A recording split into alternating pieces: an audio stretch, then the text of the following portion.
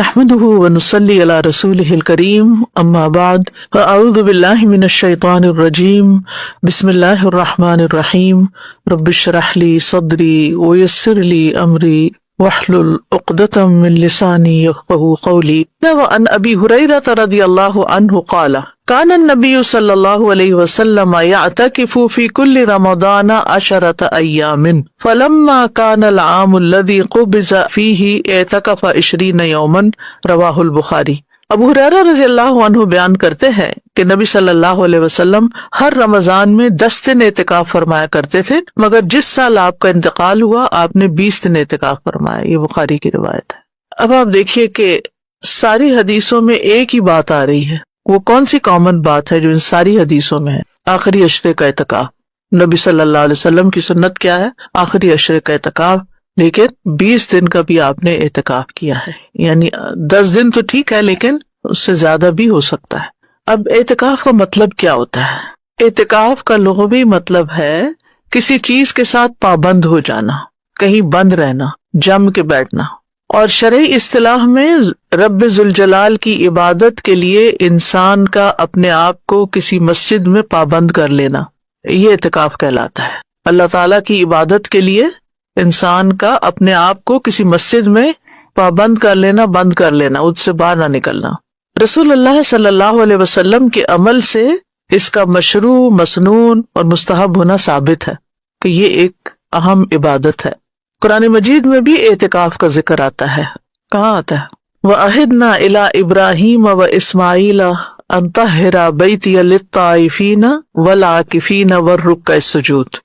اور ہم نے ابراہیم اور اسماعیل علیہم السلام کو حکم دیا کہ میرے گھر کو طواف کرنے والوں، اعتکاف کرنے والوں اور رکوع اور سجدہ کرنے والوں کے لیے پاک رکھو.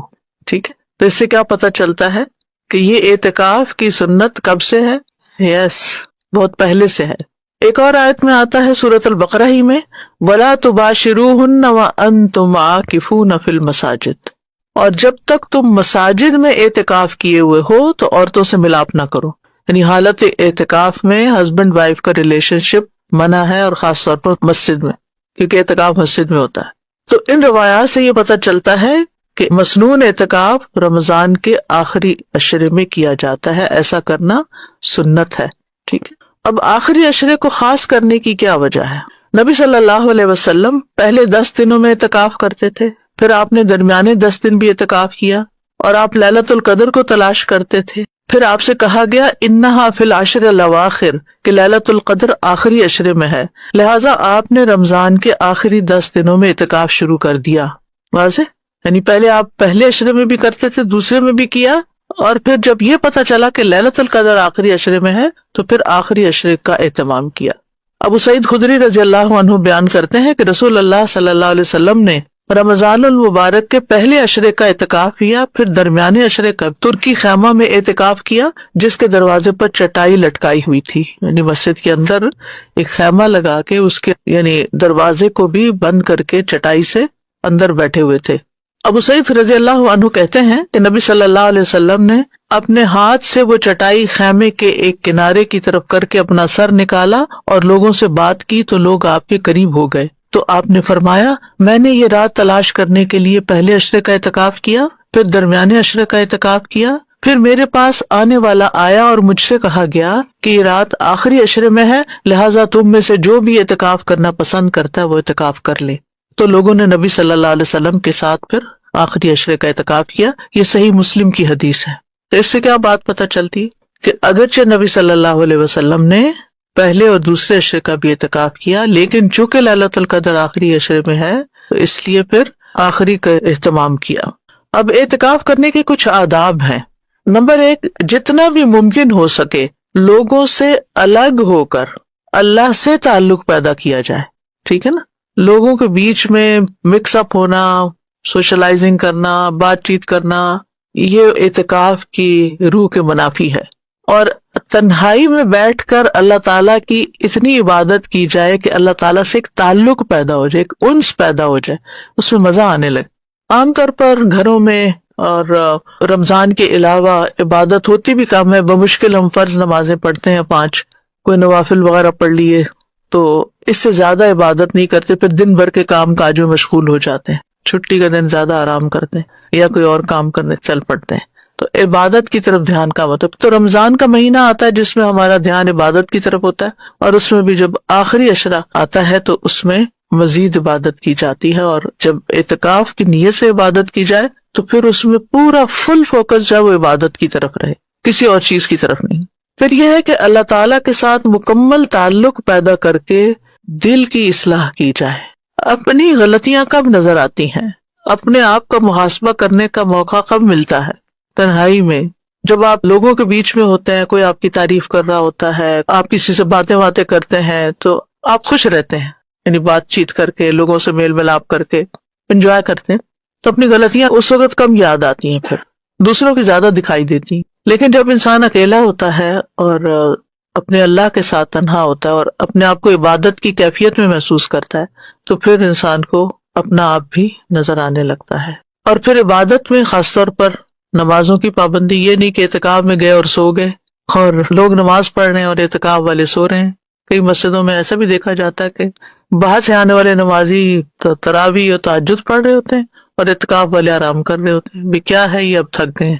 تو ایسا نہیں ہونا چاہیے۔ اس میں سب سے پہلے تو نمازوں کی صحیح ادائیگی اور صحیح پابندی ہونی چاہیے، جماعت کے ساتھ نماز ہونی چاہیے کیونکہ آپ مسجد میں ہیں، قرآن مجید کی تلاوت کا زیادہ سے زیادہ اہتمام کرنا چاہیے، ذکر اور دعاؤں کے لیے پوری یکسوئی اختیار کرنی چاہیے، اور اس کی پہلے سے پلاننگ کرنی چاہیے، کتنا قرآن پڑھنا ہے، کتنا درود شریف پڑھنا ہے، کتنا استغفار کرنا ہے، کون کون سا ذکر کرنا ہے، دعائیں کون کون سی مانگنی ہے۔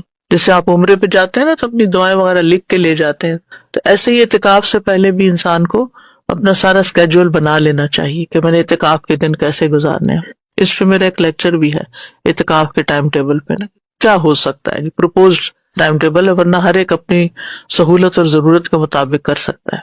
اور دنیاوی معاملات سے زہد اختیار کرنا چاہیے، دنیا کے پیچھے کی فکر نہیں کرنی چاہیے۔ اب جیسے آپ عمرے پہ جاتے ہیں تو پھر وہیں کے ہوتے ہیں نا، اور پیچھے کی باتیں کم سوچتے ہیں، تو اعتکاف کی حالت میں بھی آپ کو اس چیز کا اہتمام کرنا چاہیے اور آپ کو اور باتیں نہیں سوچنی چاہیے۔ اعتکاف کو عیش و عشرت کی جگہ یا میل ملاپ کی جگہ نہیں بنانا چاہیے۔ عیش و عشرت کا کیا مطلب، ہر کام سے چھوٹے تو عیش ہو گئی، اب آرام ہی آرام ہے۔ اور اس لحاظ سے بھی کہ اگر فرینڈز بھی اعتکاف کر رہے ہیں یا کوئی رشتہ دار اعتکاف کر رہے ہیں تو سب اپنے ملنے جلنے کی جگہ بنا لی اور گفتگو شروع کر دی، اور اس میں بھی ہنسی مذاق شروع کر دیا اور ادھر ادھر کی باتیں اور پالیٹکس ڈسکس کرنے لگے، یہ درست نہیں۔ یا کسی سے لڑائی جھگڑا یا کوئی اور، یعنی دوستی بھی ہوتی ہے اور کچھ لوگ لڑائی جھگڑا بھی کرتے ہیں، تو یہ نہیں ہونا چاہیے۔ زیادہ سے زیادہ وقت کس میں گزارنا چاہیے، عبادت میں گزارنا چاہیے، نماز، ذکر، قرآن کی تلاوت۔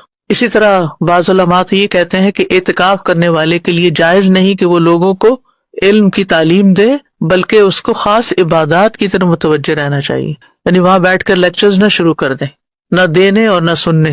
تھوڑا بہت تو چلے، کسی نے جمعے کا خطبہ ہو گیا یا مسجد میں جیسے خاطرہ ہوتا ہے، نمازوں کے بعد تھوڑی تعلیم دی جاتی ہے رمضان میں، تو وہ تو الگ بات ہے۔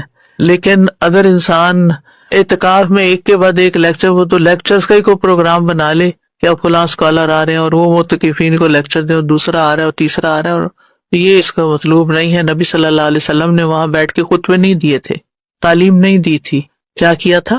عبادت کی تھی۔ تو اعتکاف میں عبادت پر فوکس ہونا چاہیے، اور اسی طرح نیند پر بھی کنٹرول کرنا چاہیے کیونکہ وہ آرام کرنے کی جگہ نہیں ہے۔ پھر اسی طرح کوئی اجرت والا کام نہیں کرنا چاہیے کہ کوئی مثلاً سلائی کڑھائی کر کے تو خواتین اپنا سویٹر بنانے بیٹھ جائیں یا کوئی کڑھائی کرنے بیٹھ جائیں یا کوئی پینٹنگ کرنے بیٹھ جائیں کہ فارغ وقت ملا ہے جو چھوٹے ہوئے کام ہے وہ پورے کر لوں۔ تو اعتکاف میں یہ نہیں ہونا چاہیے، یعنی دنیاوی کام بھی نہیں ہونے چاہیے اور محنت مزدوری والے کام بھی نہیں ہونے چاہیے۔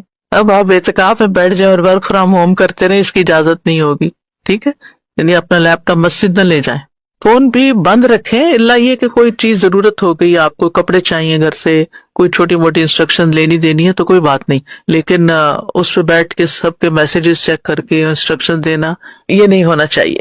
اب دیکھیے کہ ابن قدامہ مقدسی کہتے ہیں جہاں تک قرآن پڑھانے، علم کی درس و تدریس، فقہا کے مناظرے، حدیث کی کتابت کا تعلق ہے، جن کا فائدہ عام بھی ہوتا ہے، تو اکثر علماء کا قول یہی ہے کہ ایسا کرنا غیر مستحب ہے، ٹھیک ہے نا۔ پھر یہ کہ مسجد سے باہر بھی نہیں جانا چاہیے سوائے اس کے کہ کوئی ایسا کام پڑ گیا کہ جس کے بغیر چارہ ہی نہیں، جیسے مثلاً آپ کے پاس کوئی نہیں جو آپ کو کھانا لا کر دے۔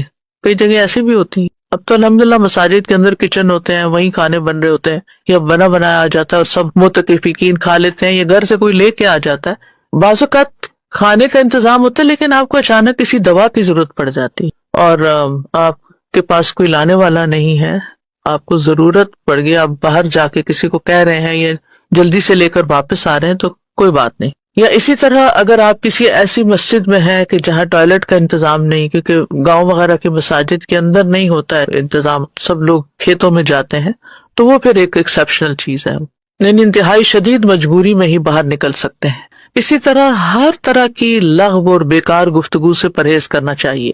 بعض اوقات اعتکاف کرنے والا خود تو نہیں لیکن مسجد میں جیسے نمازی آئے، نماز شروع کی اس نے، وہ بھی صف میں کھڑا ہو گیا، اب آنے والے جو ہیں ان کا تو اعتکاف نہیں ہے، تو وہ اگر آپ کے پاس آ کر آپ کو ادھر ادھر کی باتیں سنانے لگے تو یہ درست نہیں ہے، اس میں شریک نہیں ہونا چاہیے۔ جیسے پہلے یہ ہوتا تھا کہ لوگ ادھر ادھر کی خبریں سن کے آتے تھے، پھر آ کے آپ سے باتیں کرتے تھے، اب لوگ آپ کو لنک فارورڈ کر دیتے ہیں کہ آپ فارغ ہیں اور کبھی کچھ دیکھیں اور کبھی کچھ، اور مسٹ واچ اور دوسروں کے ساتھ شیئر کریں، اور یعنی کس قسم کی ہدایات ہوتی، تو ان چیزوں کو بھی اگنور کریں۔ بعض لوگ تو اپنے سیل فون پہ کچھ آن کر کے آپ کے آگے رکھ دیتے ہیں کہ یہ دیکھیں، یہ سنیں، تو صاف کہنے کہ مجھے کوئی دلچسپی نہیں، میں اعتکاف میں ہوں۔ جیسے وہ روزے دار کا کوئی روزہ خراب کرنے لڑنے کے لیے آئے تو کہے انی صائم، تو اس موقع پہ کہے انی معتکف، میں اعتکاف میں ہوں۔ اچھا، بعض مساجد میں بچے بھی اعتکاف میں ہوتے ہیں اور وہ مل کے وہ خوب ہنگامہ کرتے ہیں مسجد کے اندر، اور کھیل کود شروع، وہاں ساتھ ٹیبل ٹینس وغیرہ دوسرے ہال میں ہوتے ہیں، وہ کھیلنے چلے جاتے ہیں، پھر آ کے پھر سب کہتے ہیں چلے بچے ہیں اس لیے تو چلے، تھوڑا بہت تو اگنور کیا جا سکے لیکن سارا وقت ان کو کھیلنے کے لیے چھوڑ دینا یہ اعتکاف کی روح کے خلاف ہے، پھر وہ بڑے ہو کر بھی اس کا ادب احترام نہیں کریں گے۔ اور جہاں تک اس بات کا تعلق ہے کہ کوئی کسی ضروری کام کے لیے اگر کسی معتکف کی وائف آ کے کوئی بات کر رہی ہے اس سے، تو اس کی اجازت ہے، جیسے نبی صلی اللہ علیہ وسلم کی ازواج میں سے کوئی نہ کوئی آ کر آپ سے بات کر لیتی تھی۔ اب خواتین کا اعتکاف، خواتین بھی اعتکاف کر سکتی ہیں بشرطے کہ شوہر اجازت دے، اور عورت کے لیے بھی اعتکاف کی جگہ مسجد ہے، گھر نہیں ہے، گھر میں اعتکاف نہیں ہوتا۔ ٹھیک ہے، آپ عبادت کی نیت سے بیٹھ جائیں۔ کچھ خواتین ہوتی ہیں نا، وہ مسئلہ پوچھتی ہیں، میں اس سال اعتکاف کرنا چاہتی ہوں، کیا میں گھر والوں کو کھانا بنا کے دے سکتی ہوں؟ تو یہ اعتکاف نہیں ہوتا، ٹھیک ہے۔